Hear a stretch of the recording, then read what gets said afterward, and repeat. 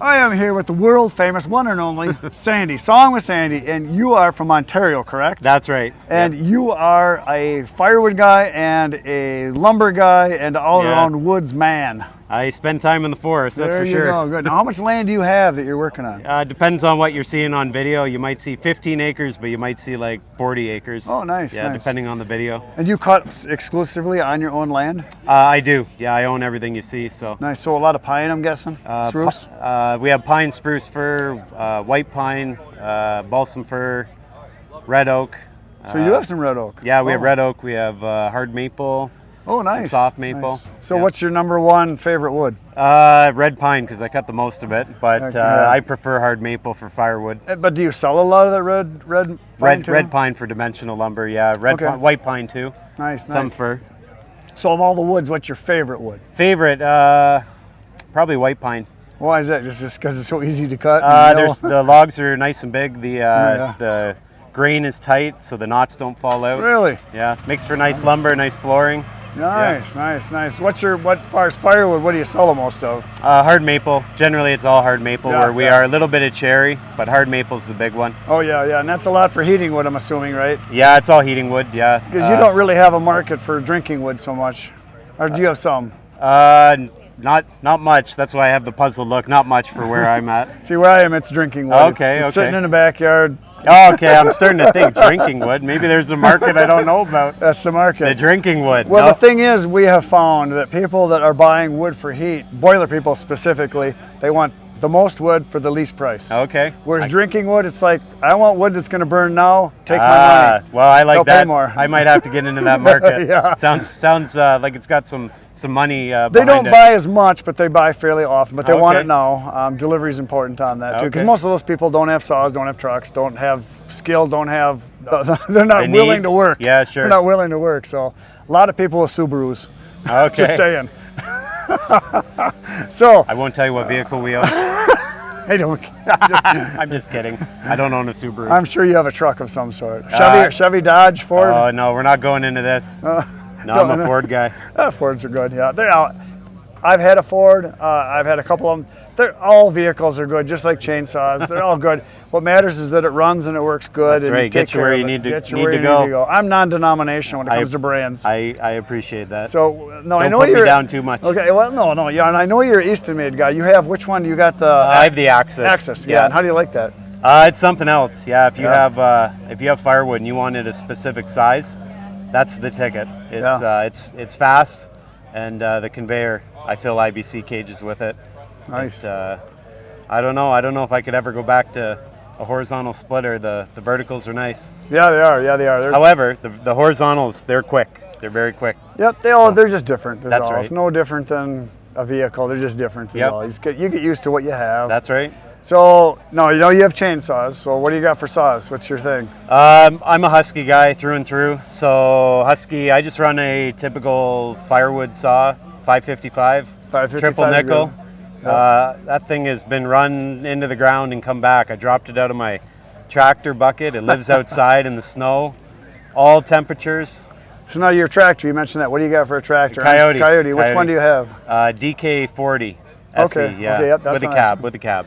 Yeah, I opted for not having a cab just because I thought I'd be in the woods quite a bit, and for the extra cost, I wanted to get a little bigger, so I got the 47. Yeah, no, that's a great but size. I'd like to get a bigger one yet. Well, I'd like to get what the one Heath has got, that 60. I think Yeah, he's got. That's nice. I don't think anyone's ever wished for a smaller tractor. No, never. Unless you're in the woods and you can't turn. That's right. That'd be about it. So that cab, obviously, where you live, you get some cold conditions. It's nice to have that, isn't it? The bugs in the spring. Yeah. We get black flies really bad. So the bugs in the spring, dust in the summer, heat in the summer is bad, and in the winter, it's just I'm snow blowing every day. Yeah. So I have to have it. Your wood that you're producing, how much are you burning yourself? Myself, it's funny, we call it face cords, and don't hate me here. Back home, they sell face cords. Here too. But, I mean, not here, but at our home too. Most of the Midwest and a lot of Canada is face cords.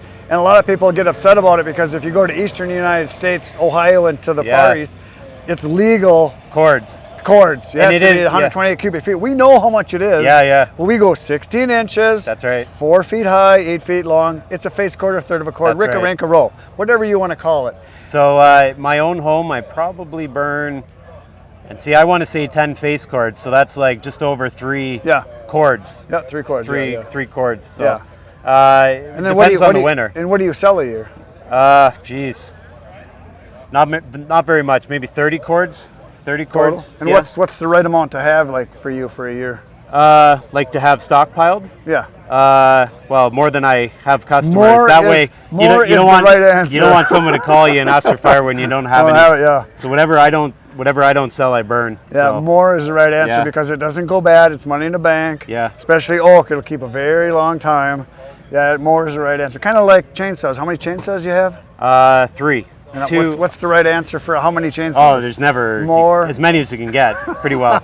How many run is the real question. One I've guy- got 3 that run. That's so good. There you go. Yeah. There you go. So what size? You got the 55. What else you I got? have a 55, 555 Husky, a 462 Husky, 462. I think that's what it is, small one. And there's a 432. It's small. And then I've got a steel 180. I don't know a lot about that one. I don't use it much. So I'm going to give you a word of advice here. I'm not doing this to be mean at all, but get a big saw. I thought my 555 was big. No. I don't have big hardwoods. Don't matter. You will be able to produce twice as much in half as much time. Get a 70 or a 90 cc saw. Instead of it's way faster. It's no different than having a big splitter or a bigger tractor. Use the right machine. Big Get machine, get a big one. Get a Well, big I'll one. talk to the bank over there and see what they'll say to Is me. she over there? Yeah, I tried a 5. What are they called? What's the steel? It's the new ones. The 500. The 500i. I tried that this year in New York State. How did you like that? It was good, but I think the chain was dull because I wasn't impressed. Could be. Well, and that's a thirsty girl. She likes to drink. I cut hard. I dug it in, and it bogged, and so I think it might have been a touch dull. I was late in the day. Could be a dull saw.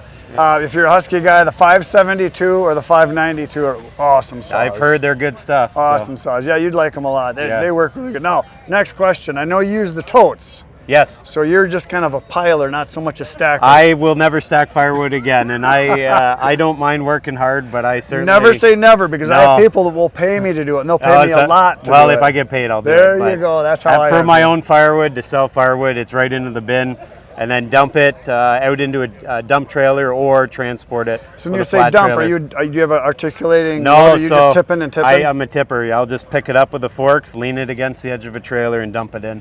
So there's a guy over here, brute force just made. Do you see the articulating? I think I have, yeah. $4,000, which is half the price of what Yeah. they usually go for. It's articulated. That I haven't seen it yet. People told me about it. I got to go look at it. My tip is I use a ratchet strap and strap There it you to go. the forks Yep, and call that'll it a work. day. Yep, But then I got to get out of the tractor. Yeah, that's okay. You need a lot of Yeah, exercise. that's We all right. need exercise. That's the main reason I started doing firewood was exercise. Yeah. So now, your business you've had, how long have you been selling firewood? Probably 4 years. Okay. Yeah, just pretty well after I jumped up in firewood equipment quality. Once I jumped up to Eastamade stuff, I realized I could actually sell it and make profit. So. Yeah. So do you do any bundling at all or not really? I don't. I haven't. I've seen the bundling equipment, but I haven't jumped in there yet.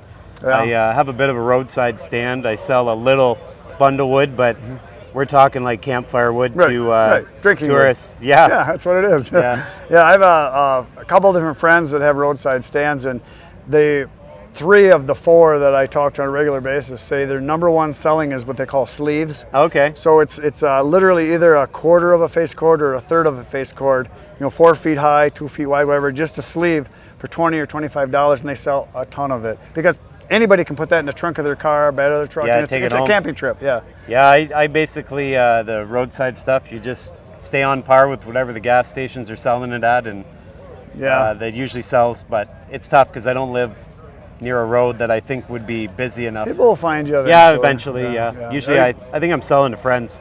Maybe I wish I had some of those. Any campgrounds around at all or not? There are, but they sell their own firewood. So I'm just thinking they're not close enough that they would buy from me over the campground. Got it. Because the campground's selling it at a good price as it is. Right. Well, the campground, one thing you got to remember is that the people that are doing the firewood at the campgrounds a lot of times don't want to do it or don't have the time. And I know of 2 different guys that just approached campgrounds and said, hey, if you ever need more wood or you run out, and they were like, we've been trying to find someone to supply us. What can you do? So it never hurts to ask. Opportunity, just knock away. Yeah, and I had one guy that told me he got a hold of one campground, and he told me that I'll make a phone call. He knew like 3 other campground owners, and all of a sudden he got all 4 of them. Yeah. And he never even really tried. Yeah, and once the word gets out that you have good firewood and it's reasonable price and you're reliable.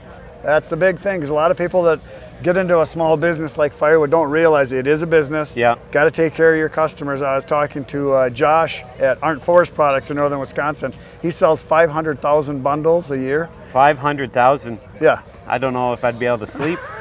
That's so many, I'd have to be bundling as I sleep. He has 6 full-time people. That's all he do is bundle every day. Yeah, and he has 2 kilns. Yeah. So every 48 hours, one of the kilns is emptied. It's a semi-load, and that gets shipped out. The next day, the other one's emptied, and that's shipped out, and they just keep rotating. I thought I was selling a decent amount of wood, but not so much. That's serious. Well, then there's Frank's in Wisconsin. They sell down in Chicago. Okay. And they do 3 to 5 semi-loads a week. Is that right, eh? Yeah.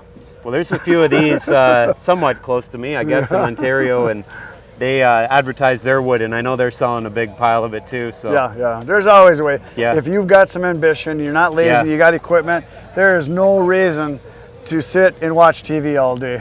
As long as you can get the logs. Sometimes near us, we challenge a little big. We compete with big sawmills for for logs. So. I think that's true of a lot of people that live in, like say, the Southwest United States. They don't have forests. Yeah. And they ask me all the time, how do you get logs? What do you do? And then I look at where they live. Well, yeah, the closest tree to them is 10 miles away, and it's 1 tree. Oh. So we're good in that department. I've got more trees. I've got trees that are growing where I don't want trees to grow. There you go. So yeah, they keep growing for some reason. They keep popping up, but well, that's awesome. Well, check out. There it is. Uh-oh. Sawing with Sandy. That is his channel. Great guy, good content. You do good stuff. How often are you doing a video? Twice a week. Twice a week. That's a good number. Yeah. I'm eventually going to tone it down a little bit. Yeah. I got a lot of deer out in the woods that want me to visit. Oh them, yeah, so. that time of year. No, year round. Oh, year round. Okay. Yeah, I got to check them out, take pictures. All I got you. And then of course I got to eat them because I'm a vegetarian. I only eat vegetarians. You only eat vegetarians. Animals that are vegetarians. Yeah, I only eat vegetarians. Oh, okay, I got you. This guy's a play on words. I got to listen better. Yeah. Very good. Well, thanks very much, Chris.